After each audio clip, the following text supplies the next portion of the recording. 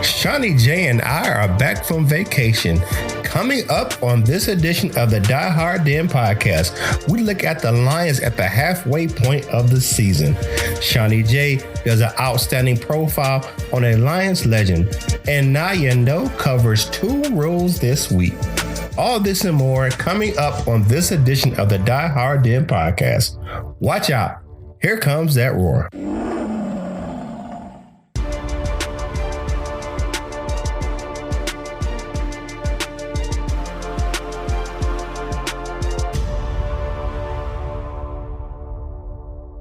What up, though? This is Kurt Steele, and welcome to the Die Hard Den podcast.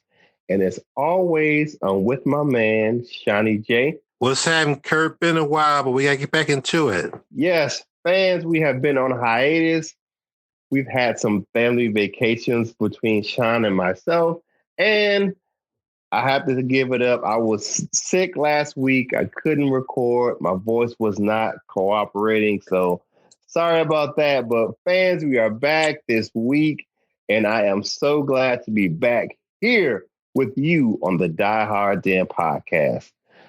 And yes, so am I. You know, man, we miss our fans, man. We miss our listeners. But as we always do at this time, it is time to tell me something good.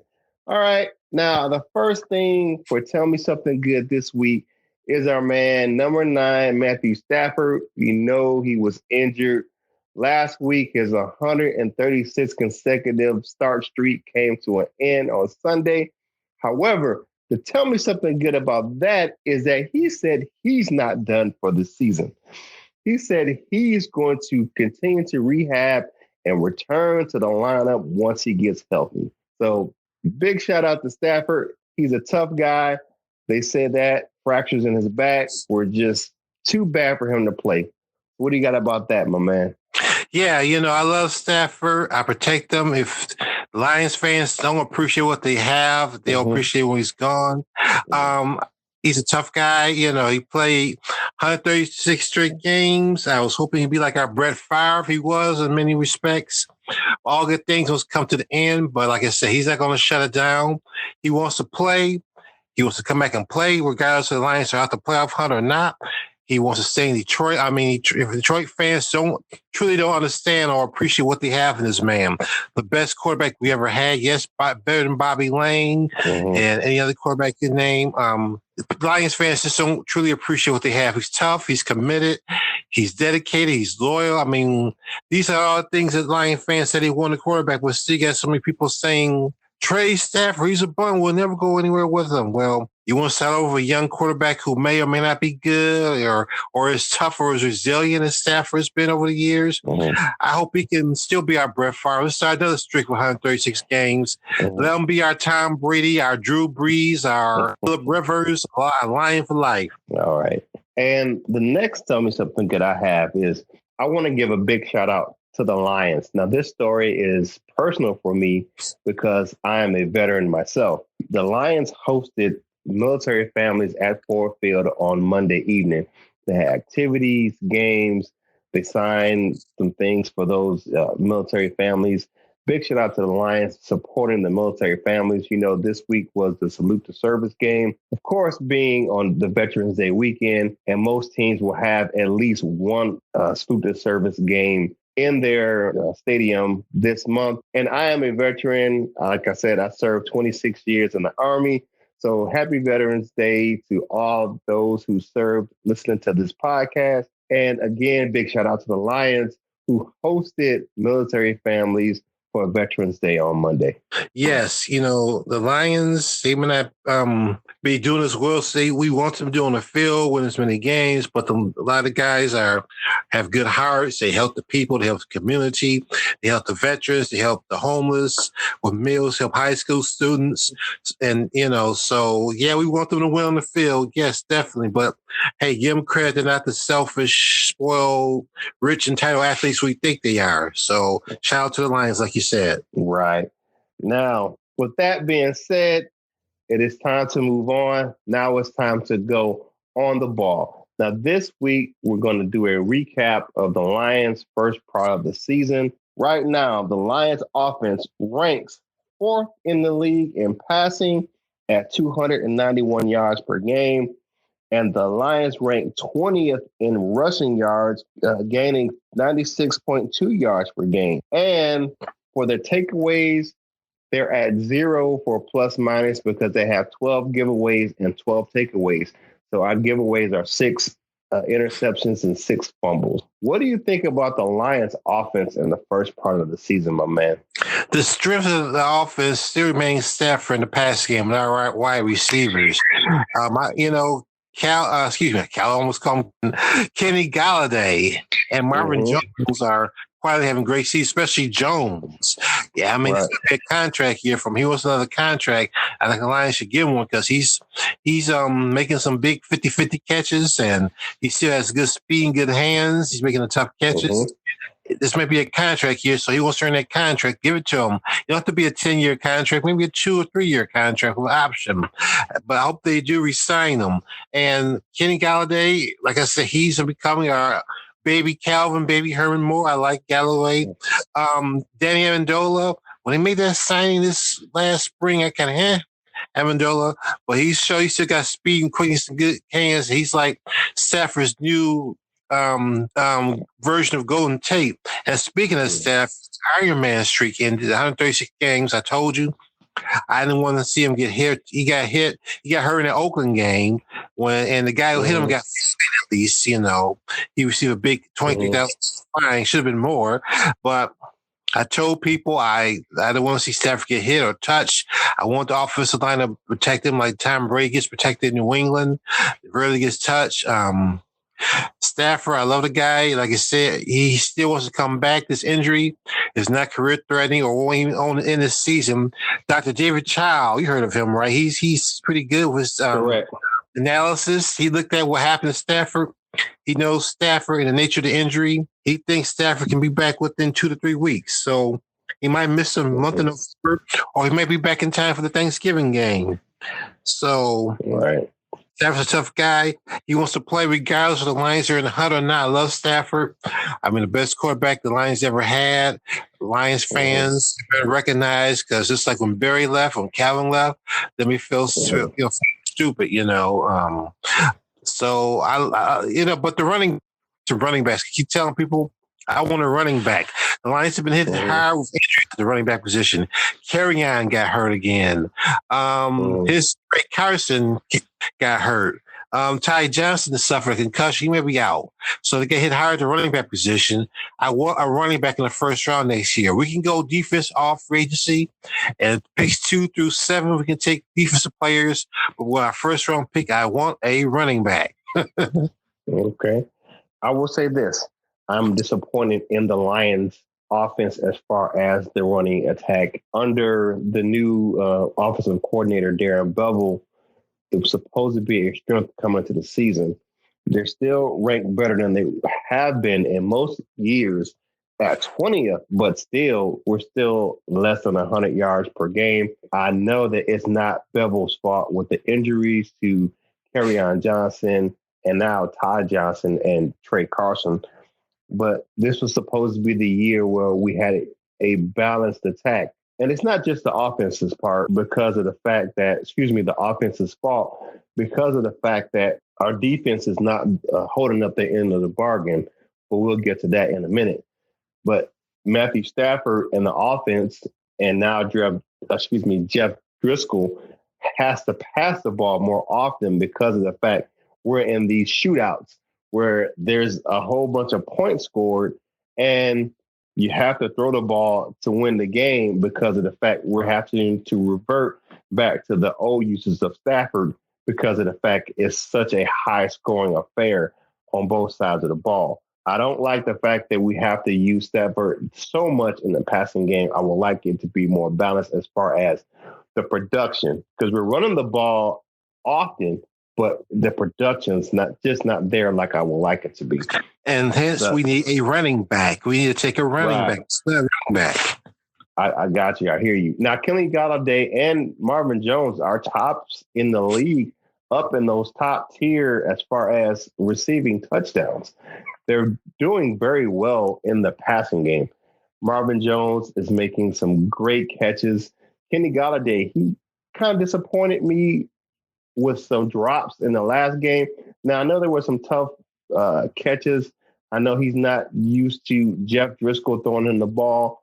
Driscoll only found out really that morning, we're talking about hours before the game, that he was going to be starting. He took some first team reps, but it's not the same chemistry as what Matthew Stafford has with those receivers. Driscoll's going to get some more practice time this week, starting tomorrow, but we'll see how it is going forward with Driscoll and the receivers. Hopefully we can get McKissick and Perkins and get the offensive line to make some holes for those guys, and we can get the running game going this second part of the season. It's going to be a big. Go ahead. Hopefully they'll sign a player I always liked in college, but it was injury prone his whole career, high school, college, and pros. That's Bo Scarborough, former Alabama back, practice squad. Ty Johnson can't play. They can, elevate him to the main roster. I always loved Bo, but he passed the eye test. He's built like a bodybuilder. He's very talented, but he just can't stay healthy. I mean, every time you hear your breath. So I like both. Right. Scarborough's a good player. However, like you said, he's injury prone. We're going to see how that's going to work out for the Lions going forward. I do believe that my man Bo was a good signing. However, you don't want to bring a player into the fold who's often injury prone because of the fact that he can play a down. The NFL's one of those sports where any given down, a player can get injured. And if he has an injury history as he does, it could not bode well for that signing. But I digress. We'll move on. The offense going forward for the 2019 second half of the season. Hopefully we can find some more balance going forward and production in the run game. The passing game is going to be there. Doesn't matter if it's Jeff Driscoll or Matthew Stafford, but we would like Stafford at the helm, of course. Moving on to it's time to defend the den. Now, looking at the defense, I said this to some friends in passing. Coming into the 2019 season, the Lions defense was supposed to be a strength, but the acquisitions of some big names on the defensive side of the ball with Justin Coleman, Rashawn Melvin, and the big signing of Trey Flowers and even Mike Daniels. And the defense really has been a weakness for the team. They ranked 30th in total defense, and they ranked at the bottom of the league as far as we're 28th in passing and 26th in rushing. What's going on with the defense, my man? We can't stop anyone. That's what's making Stafford being overused. I mean, he has to get back there and pass because of the fact the defense can't stop anyone from putting up points. I mean, it's getting ridiculous. How can the Lions expect to make the playoffs if they can't stop anybody? I got two theories on that. One, it's obvious, it's injuries. We've been hit hard on the defensive side of the ball, especially the line. Mike Daniels missed some time with an injury, just came back last week, but he got hurt again. So a couple other Romeo Okwara got hurt, Deshaun Hand got hurt. All young talented players missed a lot of time on the defensive line, which I thought was going to be deep and talented. Even Austin Bryant, the rookie who came from that stud defensive line from Clemson, he's just getting back now to practicing. So that's one thing. Obviously, things injuries. The second thing I tell people, if you follow me in the group, the Lions group on Facebook, is I hate that scheme that Pascaloni and Patricia's run that passive rushing three guys, hate that. I want to be more aggressive, especially on the pass. We gave away a couple of games, like the Oakland game, the KC game, even the Green Bay game, the losses, because we couldn't generate trust because they were only rushing three guys. And like I said, I love quarterback sacks. You know that. And recently, the Chicago game and the New York Giants game, they got more aggressive. I mean, they blitz. They blitz the linebackers. They blitz Jared Davis. They blitz Tave. I like seeing that. I think Pascaloni, I think Bill William Ford Jr. talked to him and said, look, man, you better get a pass rush going because rushing three ain't going to get it. And so I think Pascaloni got the message from the big man, the boss, his boss's boss. on the team. And like I said, Chicago game, they got more aggressive. They got Flax in on Trubisky. The defense didn't play that bad against Chicago. I mean, it was, they were in a bad position, but overall, they didn't play that poorly against Chicago. If Stafford would have played his game, Stafford being Stafford, he was there, we would have won that Chicago game. But like you said, with the quarterback situation, that put us behind the eight ball. And the defense, those are two things I think that held the Lions defense back. Number one, the scheme. Number two, the injuries. But I tell you, the Lions tight vet, he's starting the ball. And I read one that he's the Lions' best linebacker, one of the best defenders, and they want to see him on the field more. I want to see him more too, and I want to see him, blitz the quarterback. I think he's our, dare I say, Junior Seau, but I don't want to see him in like Junior Seau. But I like of course not. I'm starting to see why the Lions take him second. He's silenced a lot of critics, but still, I hate when the Lions trade away my man. What are they thinking? Yeah. For a fifth round pick, why? What do you think? You know what? We'll get into that in 2 points conversion, but it really hurt my heart that they traded Quandre Diggs to the Seattle Seahawks, and actually he made an interception last night, and I was happy for him. I will always like Quandre Diggs because of the fact not just the player he is, but the kind of person he is. And we'll get into that a little bit later in 2 points conversion. So what he did for me a couple years ago. But I would say this: I would definitely agree with you on the injuries, and I think that the injuries to Deshaun Hand and Mike Daniels were definitely untimely, where they affected the play of the defensive line, because we put a lot of emphasis on the defensive line in the offseason. That Trey Flowers signing. However, Snacks is not having it really. He's playing better lately, but he hasn't had that great of a season. I really was wanting more from him coming in. I wanted him to be that run stuffer that he was last year. Now, he's making some plays, but it's just not the same caliber of Snacks that you had from last year.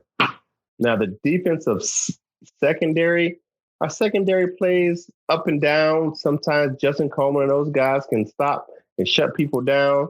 We lost Slay for a game or so, but now he's back in the fold. Quarterbacks just don't throw at him. You just don't see a lot of, except for that Phillip Rivers game where they played the Chargers and he really challenged him with Keenan Allen. A lot of people don't throw at Slay. For a good reason, just because he's a good cover corner. I'm really torn about the run defense and the linebacker play. I like the fact that they did blitz the linebackers. They still struggle in coverage against some running backs and some tight ends, depends on who it is. And we have another significant loss on defense. I know you mentioned some of the defensive linemen, but our top safety is out. We traded away Diggs. Our top safety, Tracy Walker, is out. And that definitely showed in the Chicago game. Taking shots in the middle of the field. Some of those plays that Walker would be there with his big physical presence. Those backup safeties aren't that big. They're big, but they're not Tracy Walker big. He's a big player for a safety. So they missed that size and speed at safety with Tracy Walker being out. Well, Will Harris, a third-round pick who we got, who trying to be the guy we got Golden Tate trade last year. Like I said, they really like him, but he's a rookie. So hopefully he can make more plays. This is the guy we traded Golden Tate for. I now want to see who we get next year for the fifth round for trading away Quandre Diggs. I'll be looking for that too. Will Harris, he's a rookie. He's not making the plays like Walker did this rookie season. And the guy from Penn State, he's out there, but mainly on special teams. He's not doing much on defense. Right. So those are two guys. I hope, the Lions are high on in preseason. Let's hope they can come through and contribute this season and in the future. Right. Because you have forwards playing more of a role now than you have the rookie playing Amani Okorie. So I just don't see a lot of light at the end of the tunnel going forward I think we will see some. I don't see Tracy Walker practicing anytime soon with that knee injury, but we'll see. Hopefully, we can make some adjustments. I know that there's a call out on social media for Matt Patricia to really do what some other head coaches have done in the league, where they're the head coach, but they're the de facto coordinator. So basically, they're saying, "Hey, Matt Patricia, fire your boss. I know that he was your boss back in the day, and now you're his boss." But they wanted him to fire Pasquale and become the de facto defensive coordinator and call the plays because of the fact that they say that he's more effective as a play caller on defense than Pasquale. Some of the chances that he would take, Pasquale would be more conservative. So we'll see what happens going forward. I know that, he's only a second-year head coach. A lot of people say, hey, well, you had this head coach did this, but sometimes it takes time to build a system the way you want it to. And it depends on the situation that people came into. So you look at Sean McVay, you went into a situation where you had a pretty good roster. The Lions roster was pretty much turned over the last couple of years. So a lot of players that were there on the Lions aren't there anymore. You look at even the offensive side of the ball and the defensive side of the ball. Bob Quinn really gave Matt Patricia his roster that he wanted. So, I don't know what you can do about that going forward, but it's really going to be time to put up or shut up for the Lions this season. And we'll get into it in a 2 points conversing here in a minute. But, Matt Patricia and Bob Quinn, they're going to be tied together. And it's the second year together. If they're not making significant improvements to this team, their tenure can be short in Detroit. Yeah. And this is why I'm against tanking, because tanking just to get a high draft pick rarely works. Mm-hmm. And plus, you take away a guy's ability. We all know if a guy can coach or if a guy can play, if you tell him to tank and lose games on purpose, or just get a high draft pick. I hate tanking. I mean, I can only name a few instances in sports history where tanking really worked. One is when the San Antonio Spurs tanked to get Tim Duncan. But, everybody's finally over. Now they're kind of mediocre. And I can't name two other instances where tanking really works. You may get a good player. I guess you go back way back when Buffalo tanked to get O.J. Simpson, but Simpson make them Super Bowl contenders. So one guy can't do it all by himself, especially in football. It might work better in basketball, but football, you need more than one guy. Right. I understand what you're saying.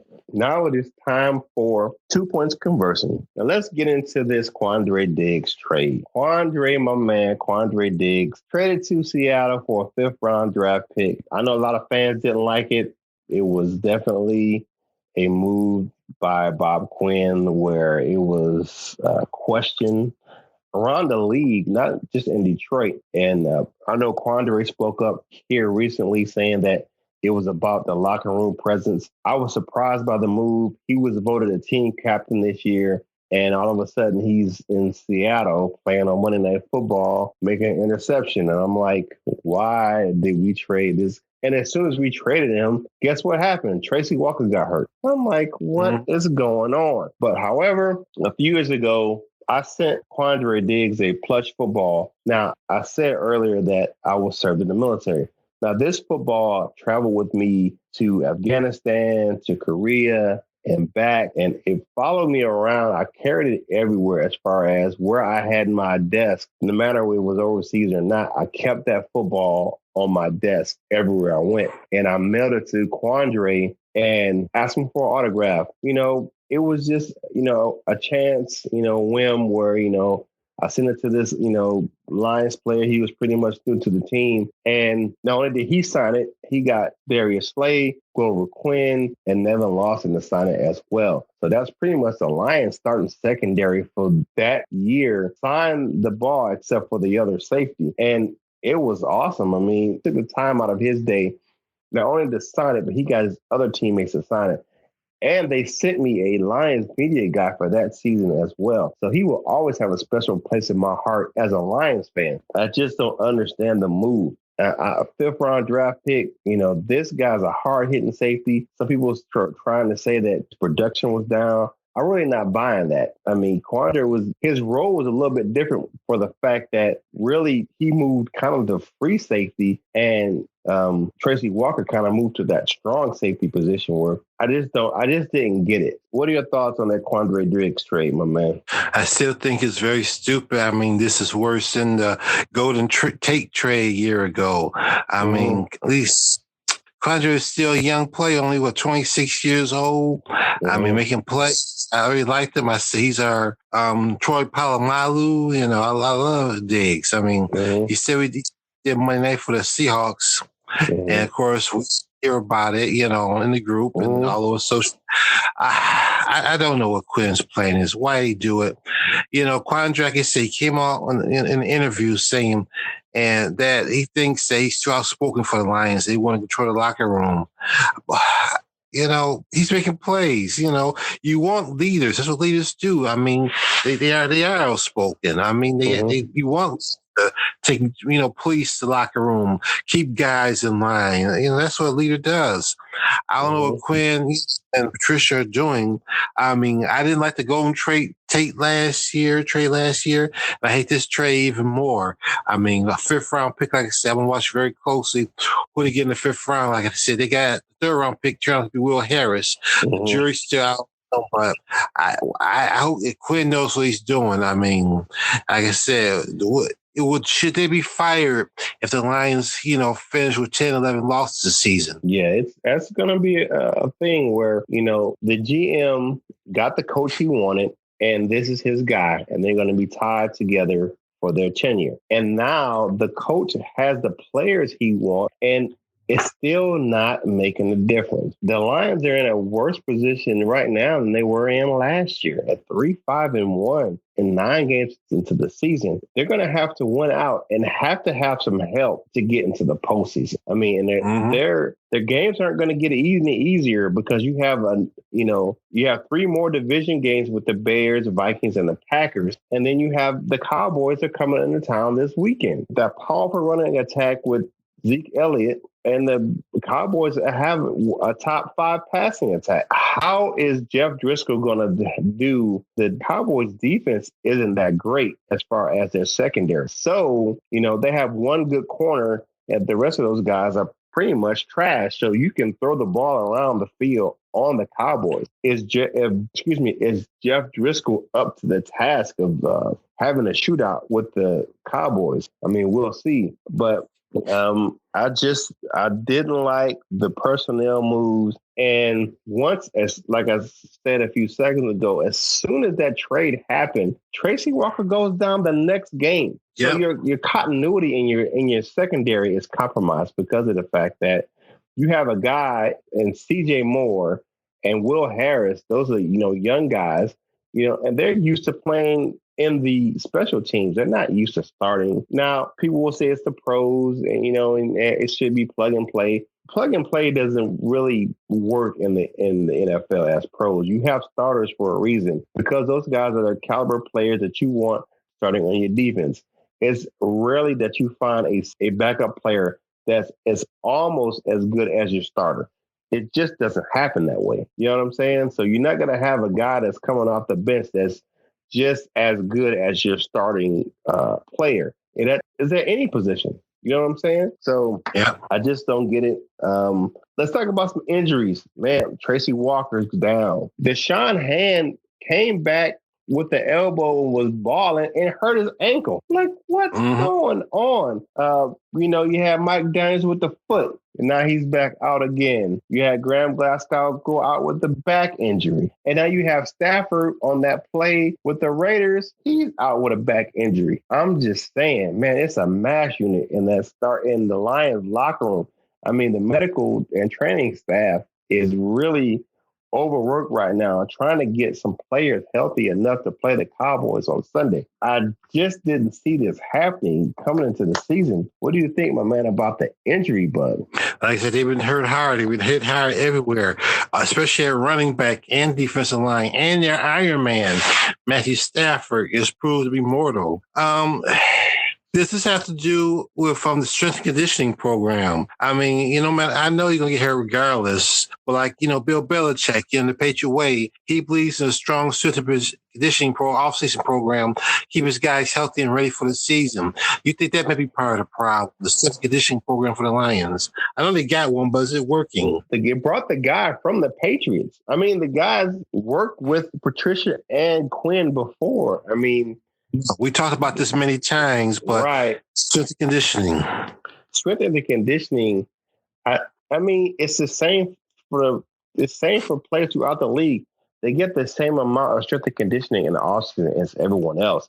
I mean, the programs is the same.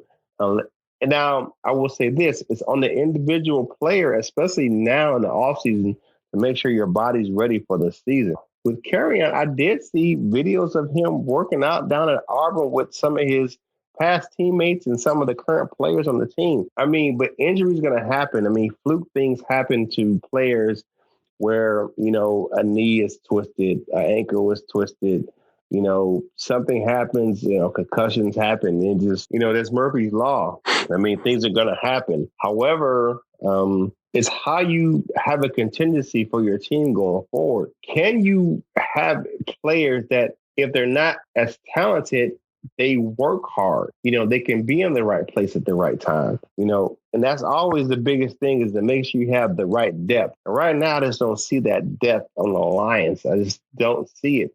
The caliber players that are coming in aren't the same type of caliber players that's leaving out. And one thing about Bill Belichick's system and in New England, he really, you just got to do your job. You don't have to worry about other people's assignments.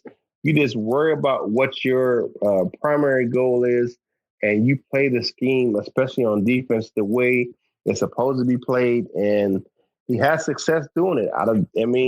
And the rare thing with him is that most other coaches have coaching trees that are successful. You know what I'm saying? Like, you have these coaches, like you have the Bill Walsh tree and the Andy Reid tree, where these guys have successful coaches come out under them. It just doesn't happen with Bill Belichick. I mean, Bill O'Brien is the closest thing to it. Skip Bayless, he said something interesting last year when it came to about Patricia and the Belichick coaching tree. He says one of the reasons he thinks that Belichick's former assistants who go out and get coaching jobs fail is because Belichick, is a wonderful coach as he is, he's not a good mentor. He doesn't mentor his coaches well. I mean, he expects them to show up at work, do a job, and, do what they're told, do what they're paid for, but he's not very good at mentoring. That was Skip Bayless' theory about why his assistants don't do well. You can say Patricia and Charlie Weiss and Romeo Crennel and the guy used to be in Denver. Well, he's back at the Josh McDaniels. He's back. Yeah. So would you buy Skip's theory why they don't do well?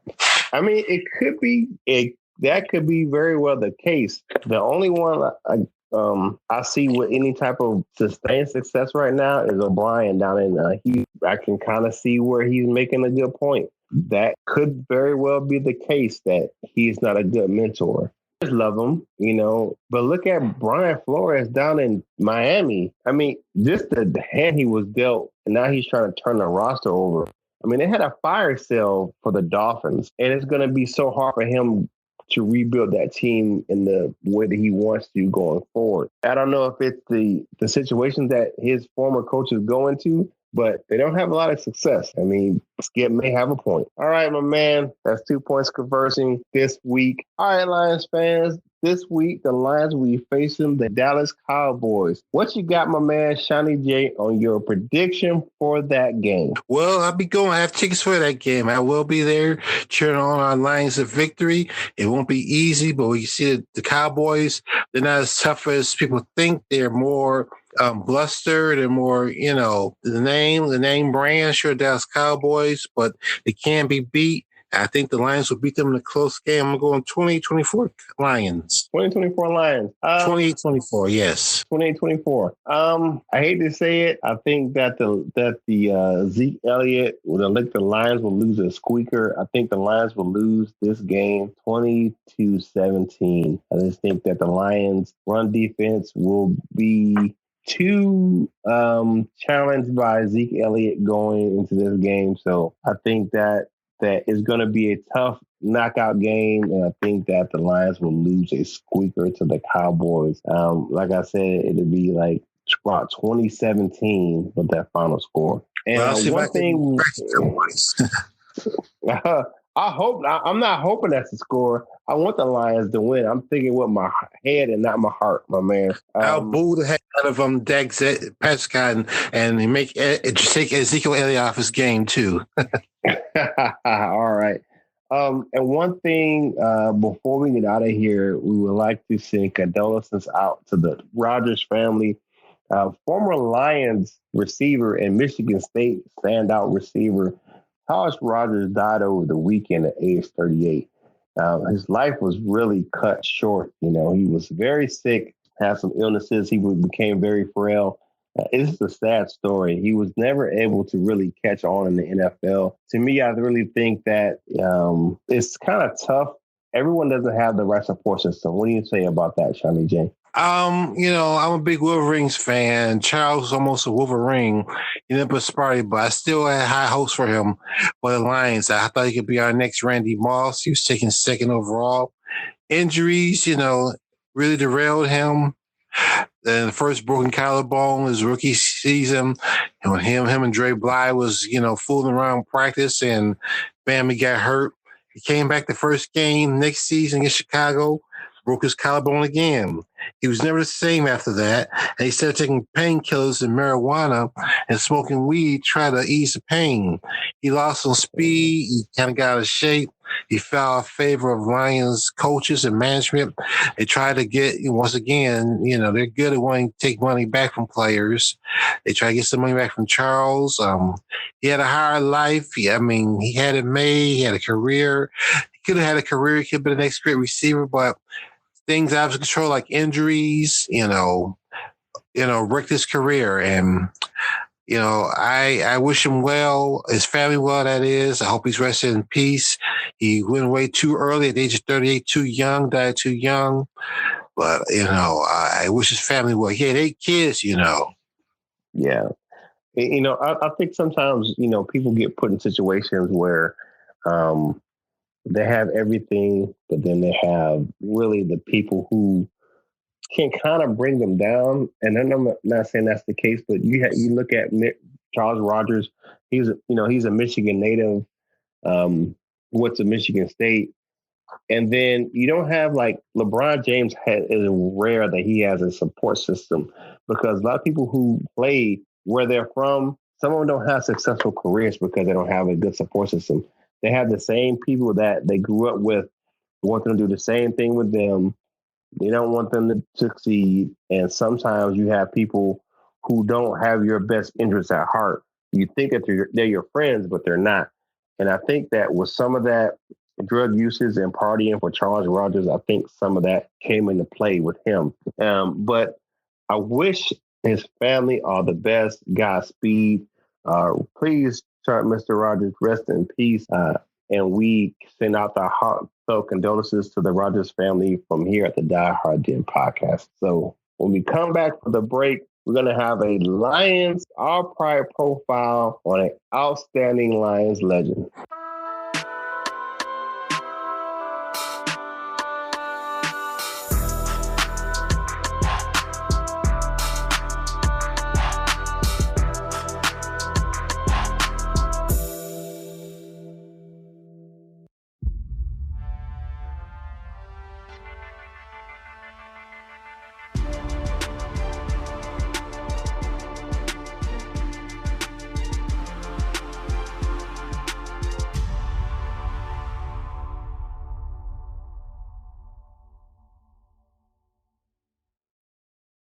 Okay, we're back from the break.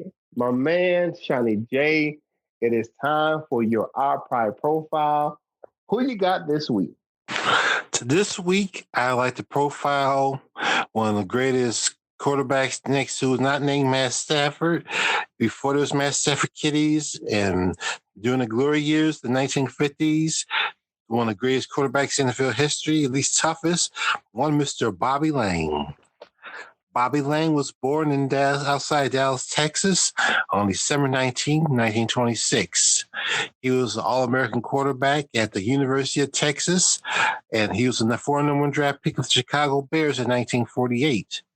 The Bears traded Lang to the Lions in 1950, and almost immediately, Bears legendary owner and coach George House regretted it because Lang became one of the most toughest, beloved, and popular quarterbacks in Lions and NFL history. He led the Lions, as I said, to 2 NFL championships in 1952 and 1953.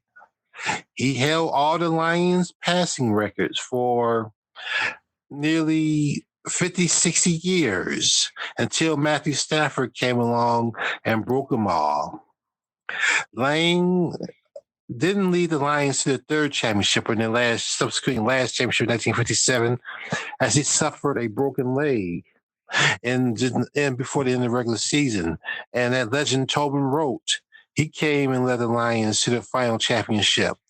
And the very next season, he became the Lions starting quarterback as Lions ownership was frustrated with Bobby Lang's inconsistent play, his drinking, and they traded him away to the Pittsburgh Steelers after the second game of the 58 season. Legend has it that Bobby Lang said on his way out the door that the Lions wouldn't win for another 50 years. Well, it's been over 50 years, so the Bobby Lang curse should have ended 10 years ago, and that ironically, that 50th year was the worst season in Lions history, the 2008 historic 0-16 season. So that's been over 11 years since the curse supposedly ended. I'm still waiting for the curse to end. We start winning. I thought, with Matthew Stafford, who ironically went to the same high school, was born in the same neighborhood that Lane was, will be our new Lane. He has all his. I love that. Now it's like Bobby Lang, and so we can finally put that talk the rest of the Bobby Lang curse, along with the curse of the Bambino and the curse of the Billy Goat. So Bobby Lang, a beloved figure in Detroit, he played with the Lions from 1950 to 1958 till his trade to Pittsburgh, where he finished his career in 1962. There was talks of him coming back for a comeback for the Lions in 63. Ultimately, with injuries and age, he decided against it. Bobby Lang, always a legend, still a beloved figure in Detroit. And I think Matthew Stafford is just as good as Lang, but I hope Stafford don't start drinking like Bobby Lang did. So that's what I have on Lang. All right. Outstanding pride profile on one, Mr. Bobby Lang. Now it is time for Now You Know.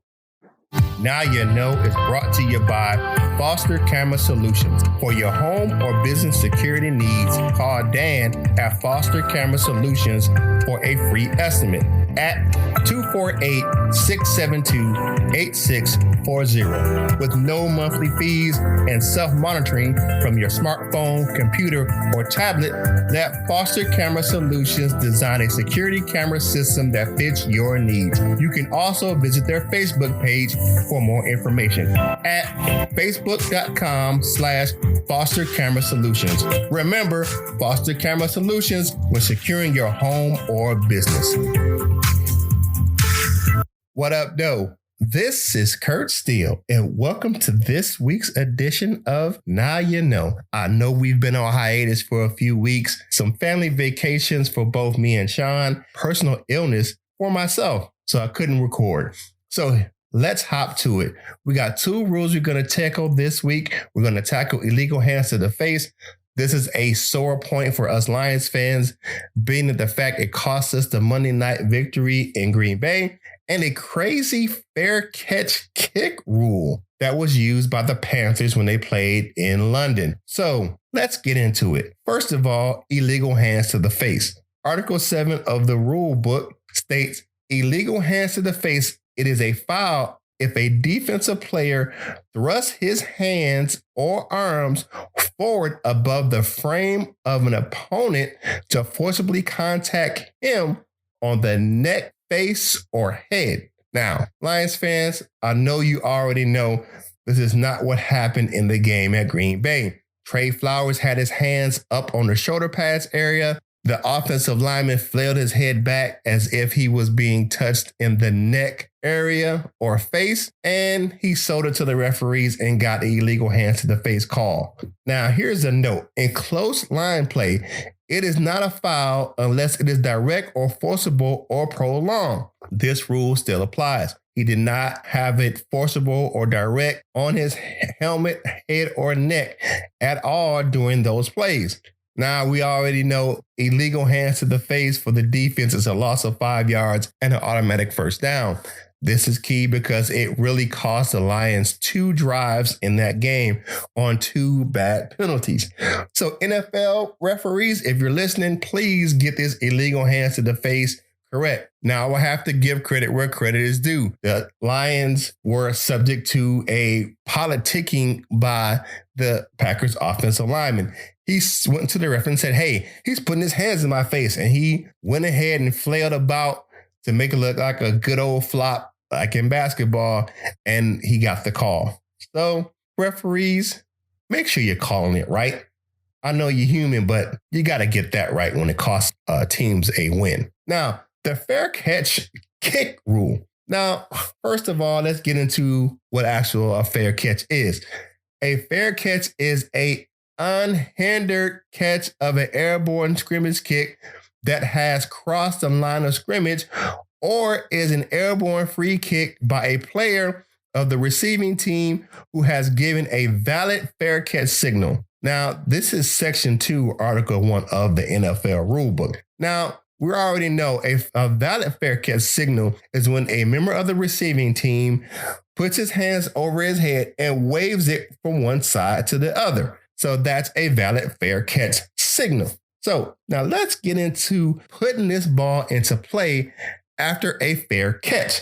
Article 4 of this rule states, after a fair catch is made or is awarded after the result of a fair catch interference, the receiving team has the option of putting the ball in play by either a fair catch kick, drop kick, or place kick without a tee from the spot of the catch, or the succeeding spot after enforcement of any applicable penalties. Snap the ball at the spot of the catch, which was most teams do. They just go ahead and line up and snap the ball. However, the fair catch kick rule came into play where the Panthers chose at the end of a half, time had already expired. If the time expired, this is Article 5, a player which has signaled for a fair catch, the following rules shall apply. If a player makes a fair catch, the receiving team may elect to extend the period with a fair catch kick, but does not have the option of extending the period from the snap of the ball. So what the Panthers did at the end of that period, they said, hey, we're going to try a fair catch kick. So what the fair catch kick rule did was it allowed them to try a field goal from the spot of the fair catch. This is a very obscure rule. It doesn't happen that often. So I give it up to Ron Rivera and the Panthers for trying this fair catch rule. So the fair catch kick and the illegal hands to the face. Hey, if you don't know, now you know, like my man Biggie Smalls, baby. Now let's get back to the Die Hard Gym podcast with my man, Seany J.